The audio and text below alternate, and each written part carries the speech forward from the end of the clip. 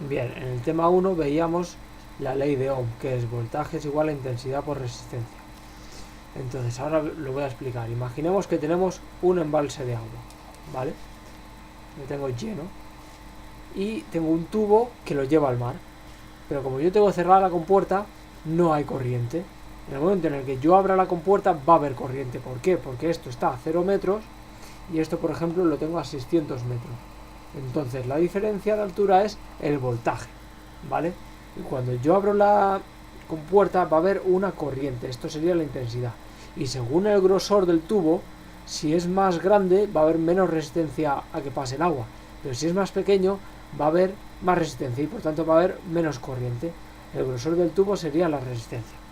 Sabiendo esto, vamos a empezar analizando un circuito básico. Tenemos un circuito básico que es una fuente de alimentación con unos cables que conectan a través de una resistencia el polo positivo con el negativo, ¿de acuerdo?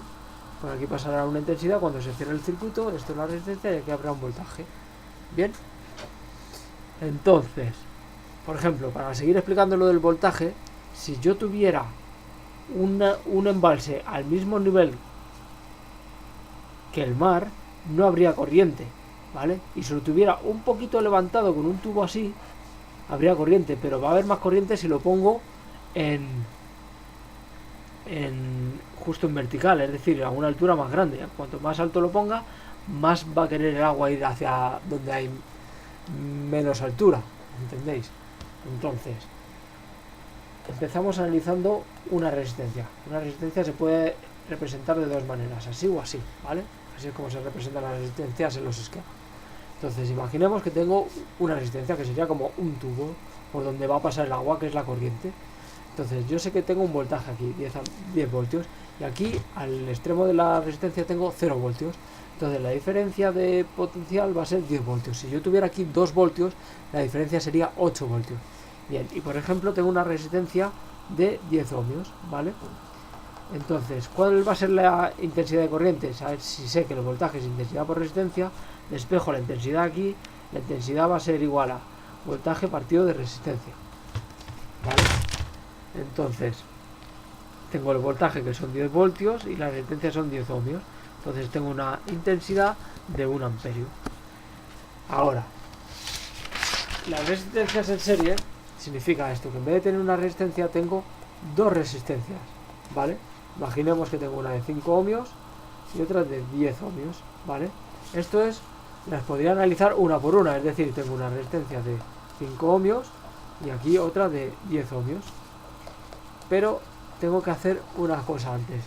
Imaginemos que tengo aquí un voltaje de 15 voltios y aquí al final de las dos resistencias de 0. ¿Cuál es la diferencia? 15 voltios. Si yo tuviera aquí 2 voltios, la diferencia sería 13 voltios. Entonces yo sé que de aquí a aquí caen 15 voltios que van a caer en las dos resistencias. Entonces estas dos resistencias se pueden son equivalentes a una. ¿Y a cuánto va a ser cuando están así en serie? Es equivalente a una de 15 ohmios, que es la suma, ¿vale? 5 ohmios más 10 ohmios es igual a 15 ohmios, ¿vale? Resistencia 1 más resistencia 2 es igual a la resistencia total de lo que estamos analizando en serie. Entonces, esta resistencia total sirve para los cálculos. Esta es la V total, ¿no? 15 voltios. Entonces, intensidad es igual a voltaje entre resistencia. Sería voltaje total entre resistencia total, que sería 15 voltios entre 15 ohmios es igual a 1 amperio. Por aquí correría 1 amperio. Y correría 1 amperio por todo esto, de aquí hasta aquí. O sea, 1 amperio pasaría por aquí y 1 amperio por aquí.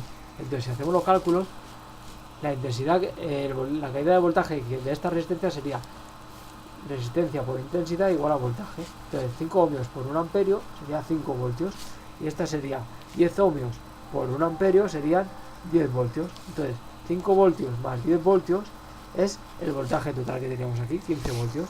15 voltios, es decir, que aparte de que la resistencia 1 va a la resistencia total, da la resistencia total, las caídas de voltaje de las diferentes resistencias va a dar el voltaje total. Mientras que la intensidad que pasa por las diferentes resistencias en serie va a ser igual, ¿vale? Van a ser iguales. Eso es hasta aquí.